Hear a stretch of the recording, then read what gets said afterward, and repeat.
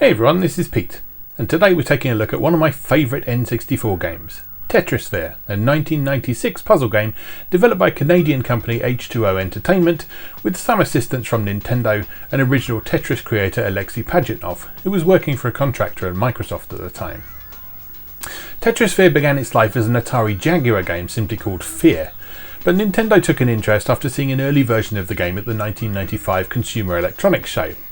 After whipping the rights out from under Atari's nose, Nintendo announced that the game would launch on Nintendo 64 in late 1996, which was something of a surprise to H2O Entertainment, whose game was absolutely not going to be ready in time for that deadline, hence Nintendo and Pajitnov taking a role in completing the project.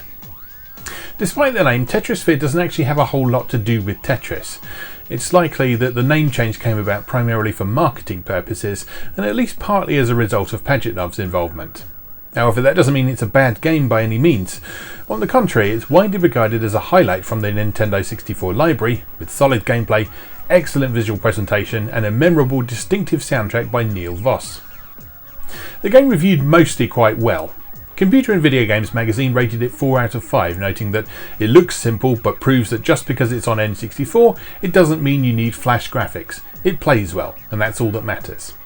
N64 magazine rated it a somewhat tepid seeming 69%, nice, but noted this review has taken hours to write simply because every time you go back to the game to check a fact, you end up playing it for half an hour, and it's the one more go-ness of it that makes Tetrisphere a reasonable addition to the N64 gamers library. Characteristically for the local multiplayer dominated scene of the late 90s, it was dinged a few points for its two-player mode being a tad uninspiring.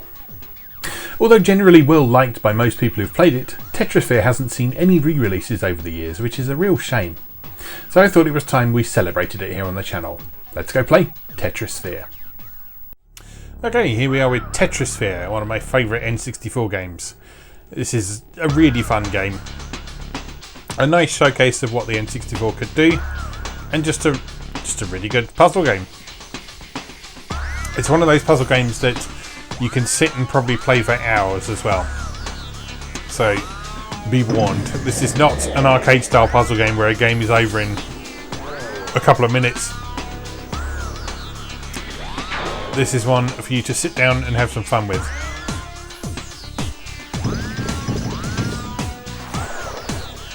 Okay. So we've got several different modes to play in single player. We have Rescue, Hide and Seek, Puzzle, Time Trial and Versus CPU. Let's start with the Rescue mode. It's going to ask where we want to start. We'll go from where I've got in my previous game. Just because, well, I mean, the mechanics stay the same, it just gets a bit harder as you progress through. So, the way you play Tetrisphere is you move this cursor over the screen like this, and it will highlight when it's in a position where the piece you drop will match with 2 or more additional pieces, and then all those connected pieces will disappear. And so your aim in this hide and seek mode is simply to break your way down to the core of the sphere. Then we've got a wildcard piece. You'll see that some of these pieces are highlighted, which means they are power pieces, which means that they will break a little bit more slowly, which gives you some time to build up additional combos while they are in the process of breaking. You can also grab a piece and slide it around to make better arrangements for yourself. And that's a level completed because we break through to the core. You don't have to get rid of all the stuff on the sphere, you just have to break your way through to the core and let the little dude out. And as in most puzzle games, the bigger combos you make, the better. There's a combo counter up in the top right of the screen.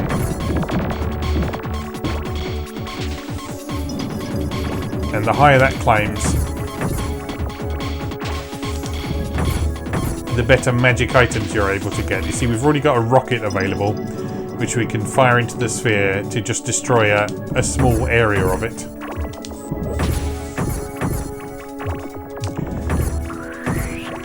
But basically, the faster you match pieces and the more combos you make, the better items you'll be able to obtain, which will make your life a little bit easier.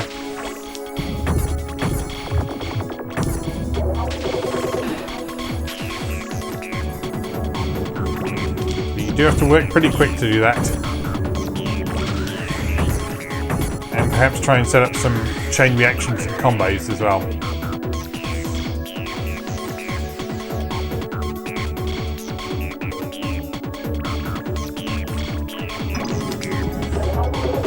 So you see each level gives you a different combination of pieces to work with, and the further through the game you go, the more different types of pieces you'll have on a single sphere. At the moment, because this is just the second episode of the game, we're still dealing with just 2 different types of piece on the sphere. But we are getting more complicated shapes like the T shape now, which can be a little bit harder to contend with than nice regular shapes like the square.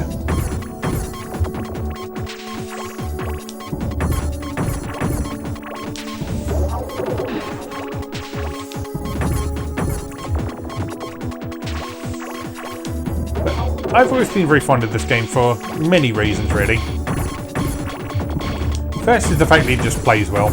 It's just an enjoyable game to play. Secondly, it's really nicely chilled out to play as well. There is a certain time pressure. You'll notice in the bottom right corner there is a timer ticking down. So if you take too long deciding what your next move is going to be, then you will find yourself getting into trouble.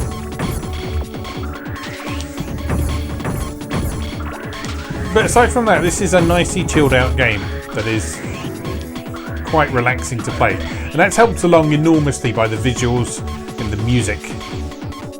So that excellent soundtrack by Neil Voss is often held up as a real highlight of the experience. And it stood out among N64 soundtracks at the time as well.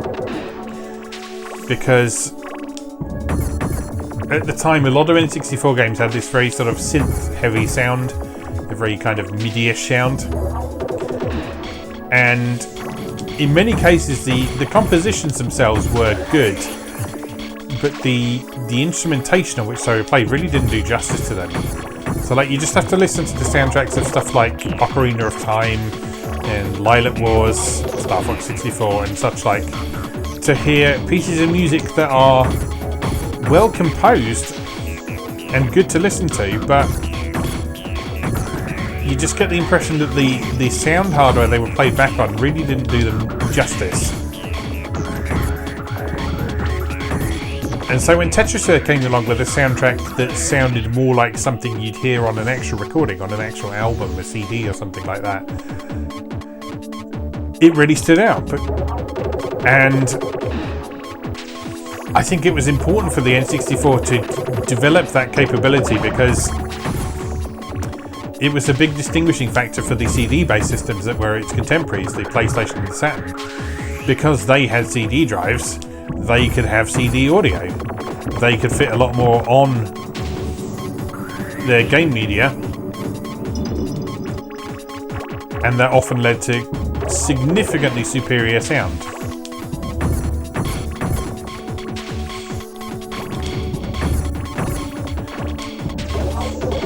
But yeah, for me, the nice thing about Tetrisphere soundtrack is that it showed that the N64 was capable of doing a solid, meaty, satisfying soundtrack.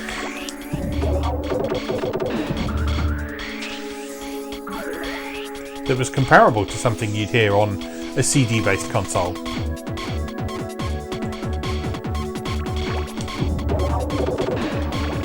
It was also quite different to a lot of the music we were hearing in games at the time.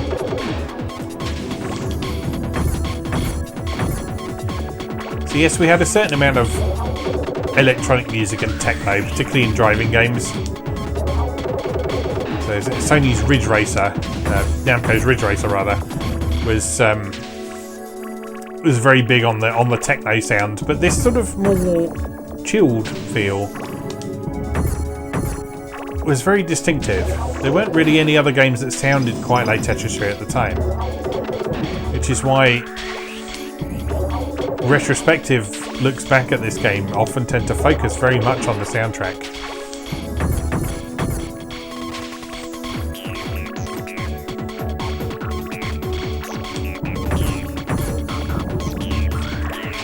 But you have a really solid, enjoyable game here too.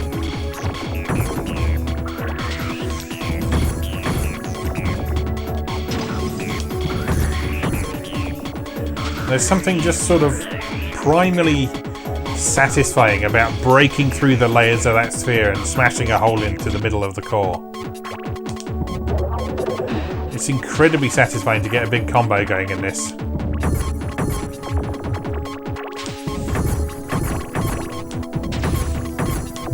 Oh, that was a mistake.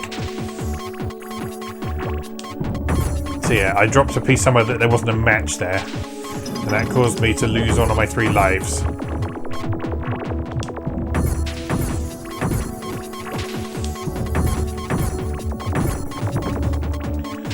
That also caused me to lose my accumulated power-ups.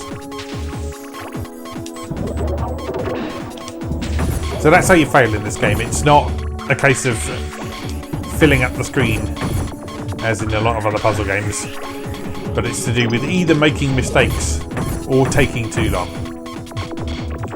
Because if you take too long, what will happen is the sphere will start approaching the screen, and if it gets too close, then again you'll lose one of those 3 lives.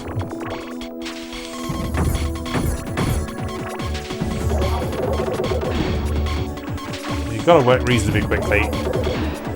Use the tools at your disposal.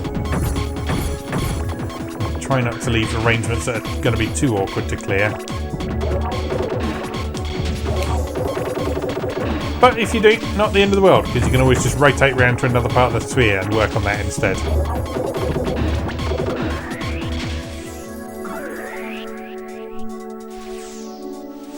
Nice job.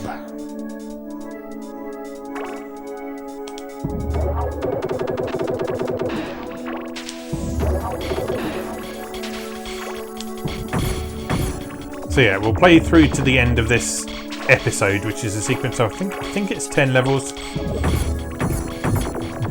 And then we'll look at one of the other modes.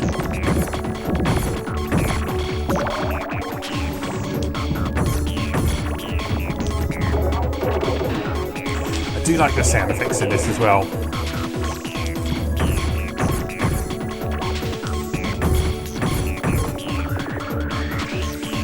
I mentioned this a number of times before, but I have a sort of multi-sensory, I guess synesthetic you'd call it, reaction to sounds.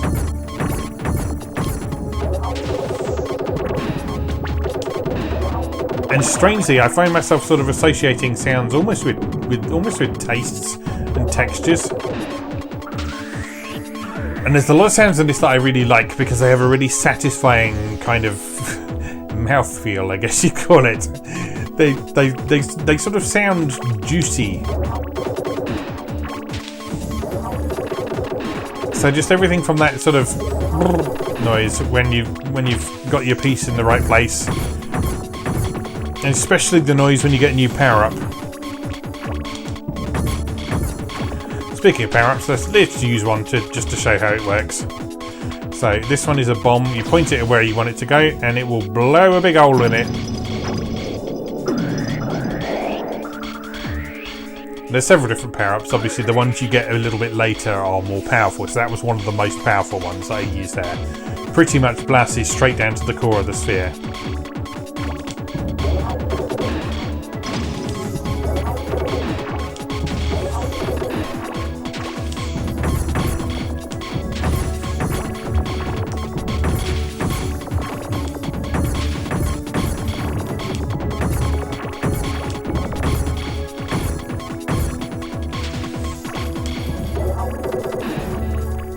One of the things I like about this game is it kind of tests a different kind of skill to other kinds of puzzle games. It's not quite as much about frantic speed as it is in the more sort of competitive Versus style puzzlers. It's about observation and making things fit together and understanding patterns and all that sort of thing. It's just something that sort of responds really well to the way my brain thinks. It's a game that's very much compatible with me, as it were.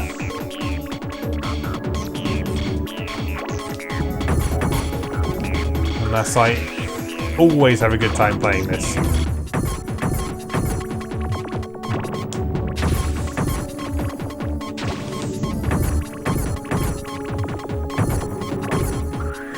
Now, in context, I kind of get N64's comments that this is... They just described it as a reasonable addition to any N64 gamer's library.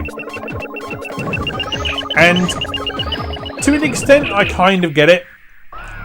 Because it's perhaps not as gobsmacking as some other games that were on the N64 at the time.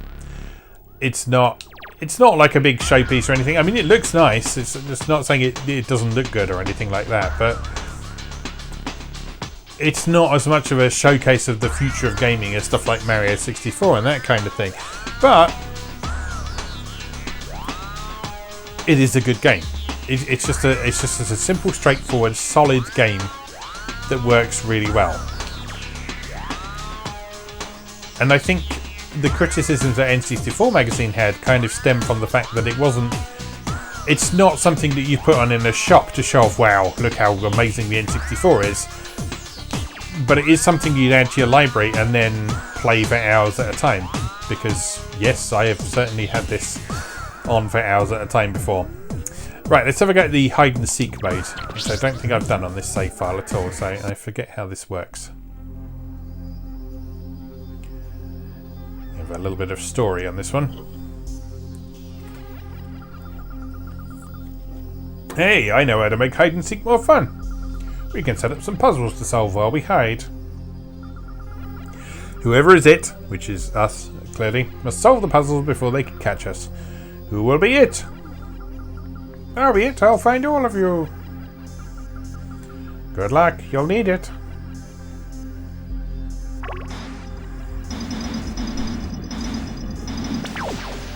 Multi.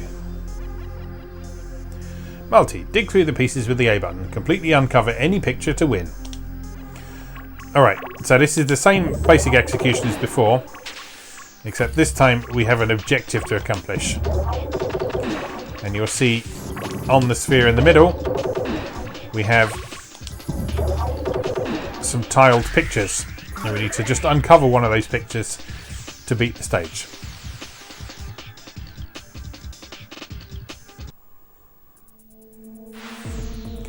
So next up we have drill.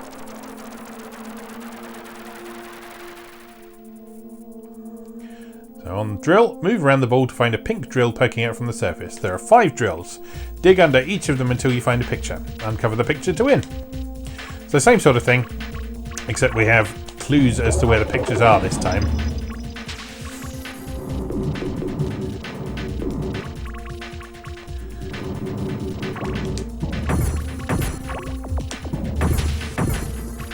So it doesn't seem to be under this one, so let's have a look near this one instead. I don't see any under that one, so let's clear some space around here.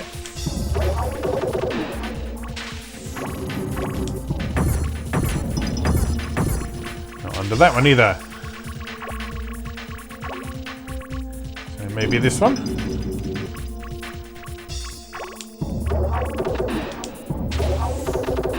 There it is.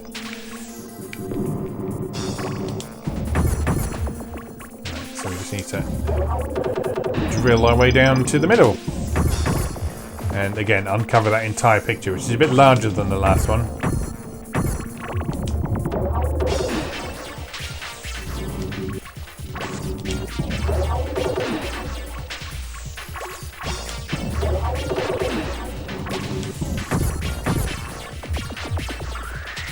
There we go. Nice job.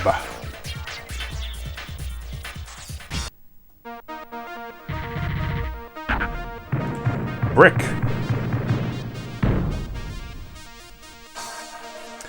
There are some red brick pieces on top of the ball. Make one of them fall to the core by removing pieces from under it to win.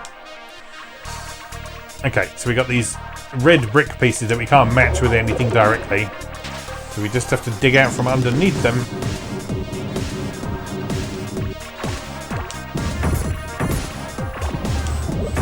make them drop down to the core.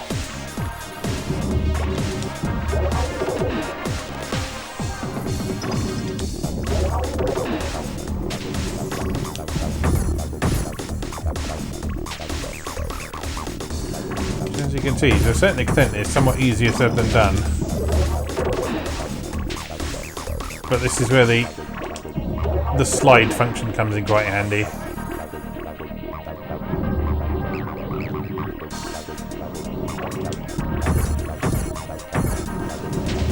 There we go. So there, we just slid out a piece from underneath it and it dropped down to the core. And that's victory. I love this game.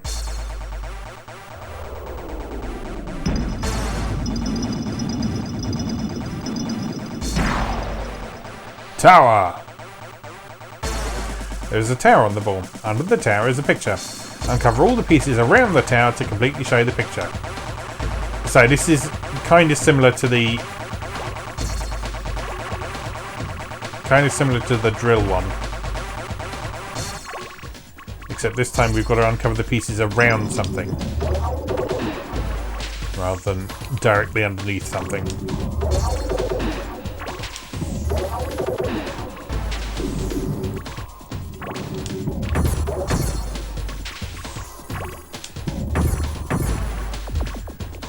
Again, a matter of digging round, clearing space.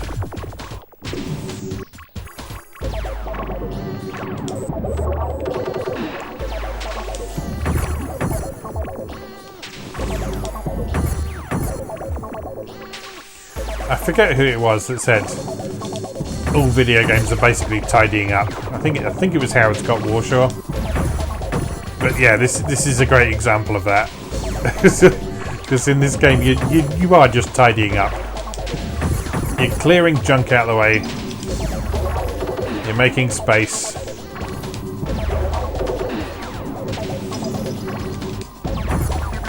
And you're making it so you can get at things.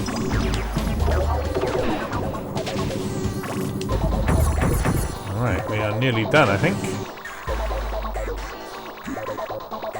What have we not done?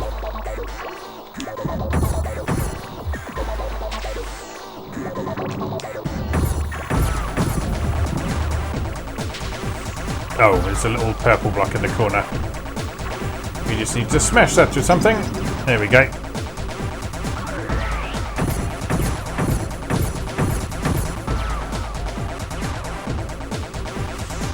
Nice job.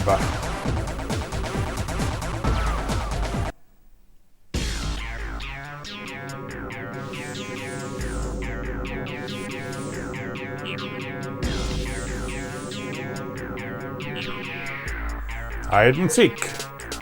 So this is the quote-unquote boss level, as it were. Uncover enough pieces of the core for your friend to escape, then you can capture him. Alright, I'm on the case.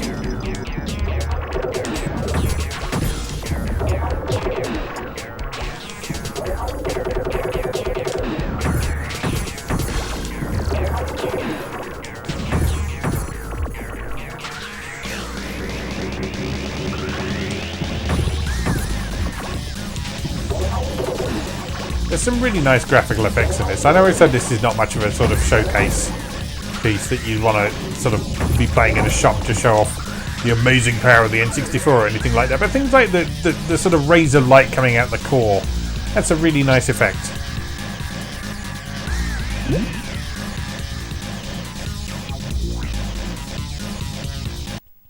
Alright, one down.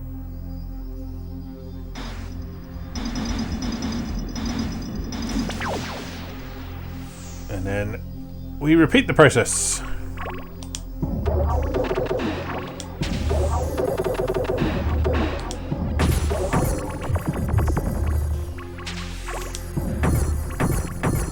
Didn't give us the option to pause our session partway through. But that's okay. Let's just play for a little bit longer because I'm having a good time.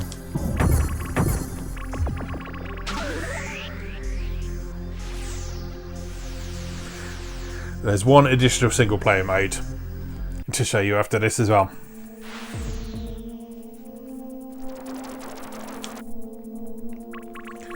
Right, it's time to drill. Right, no picture there.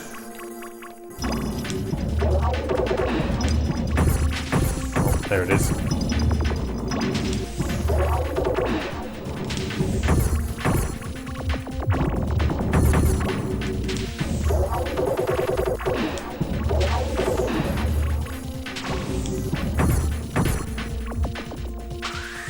Nicely done.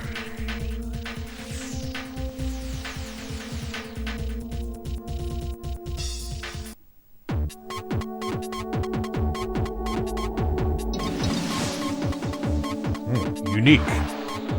This is a new one. Under the drill is a unique shape. Uncover it completely to win. Okay. So another case of uncovering something on the core, but in this case it's a weird shape.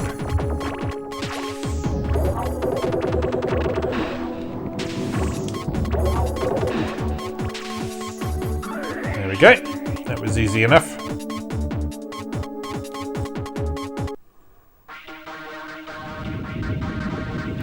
Hoofs.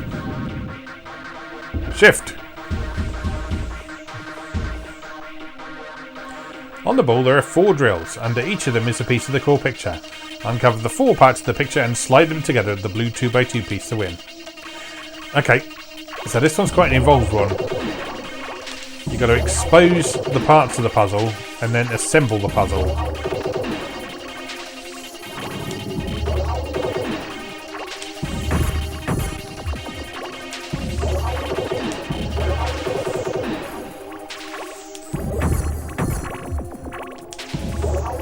I should be looking around the drill, shouldn't I?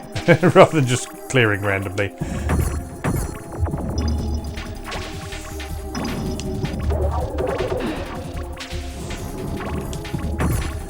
Right, so there you can see 2 parts of the puzzle. Maybe another one under this drill here. Except I can't quite get to that at the moment. Oh, I'm in trouble here.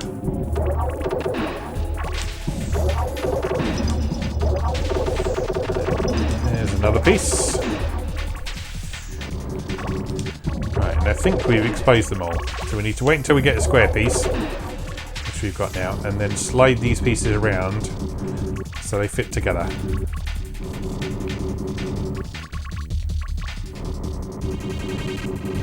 And there we go. Solved.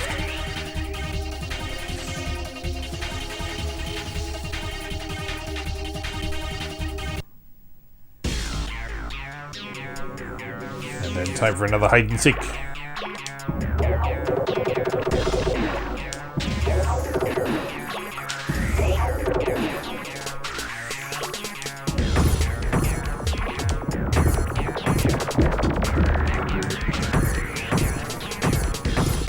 And there we go, done.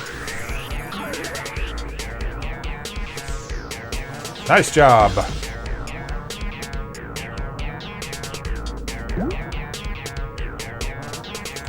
And that's 2 of our friends rescued.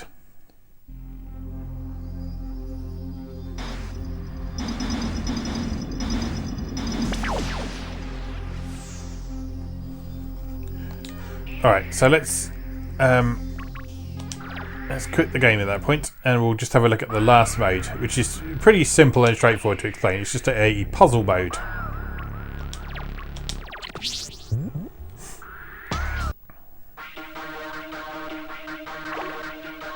So in this mode you have a limited number of drops and slides to clear all the stuff out. So here we've got 1 slide and 1 drop. And there we go. So very easy for that first one. But oh, they get much more complicated. So we've got 2 slides this time. Again, very simple. Slide that one in, slide that one in, and then drop.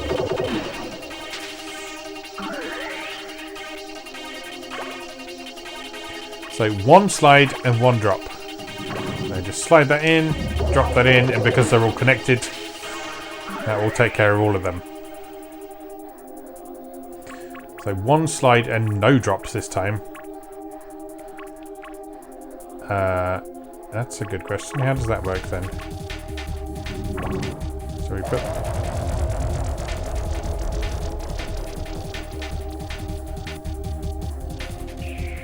Okay, we failed that one. How does this all work then? Go there? No.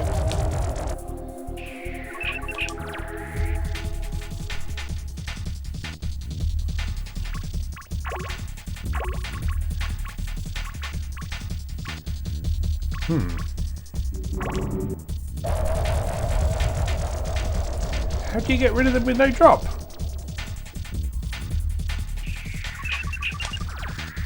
I'm evidently missing some sort of mechanic that I've completely forgotten.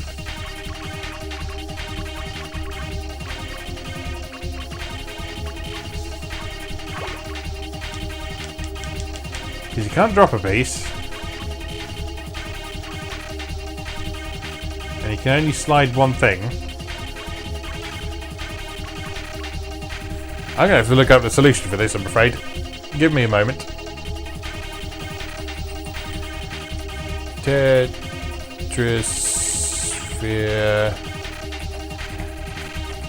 game FAQs. It's like I'm evidently forgetting some sort of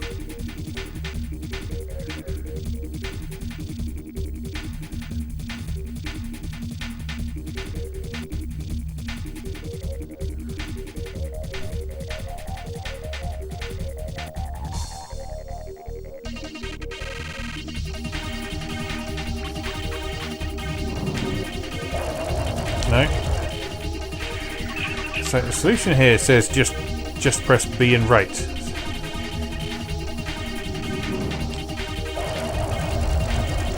But no, that's not it, is it? Oh, right, then B and right. Okay. So it says push right and then B and right. Oh, okay. So if you drop a piece by causing it to fall,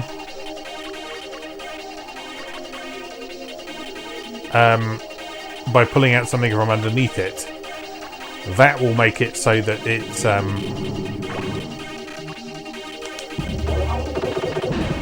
yeah, there we go. Okay, so sort of chain reactions, as it were, how you do that. So one drop, no slides on this one. So for this one, I think we probably want to get rid of the T's to cause the blues to fall. There we go. Right, I get the idea. So one drop, one slide. So we probably want to do that, and then that, and then that. There we go.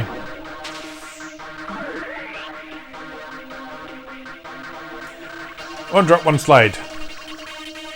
Clearly we want that to connect. And then drop on there. To drop them down. There we go. I get the idea of this now. See, it's all very straightforward. But it gets much more complicated. One drop, one slide. Clearly we want to take that one.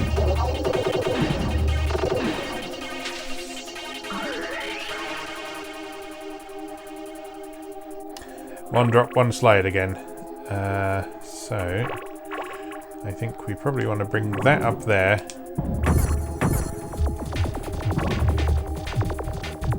There we go. Nicely done. Okay, so that's 10 puzzles. I won't embarrass myself further with any more complicated ones. But anyway, that is Tetrisphere. A truly excellent N64 game that I'm very fond of. Still am very fond of.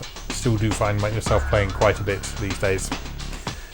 So, if you happen to find yourself in receipt of an N64 or some means of playing N64 games, I highly recommend you check this out for yourself, because it's a good time.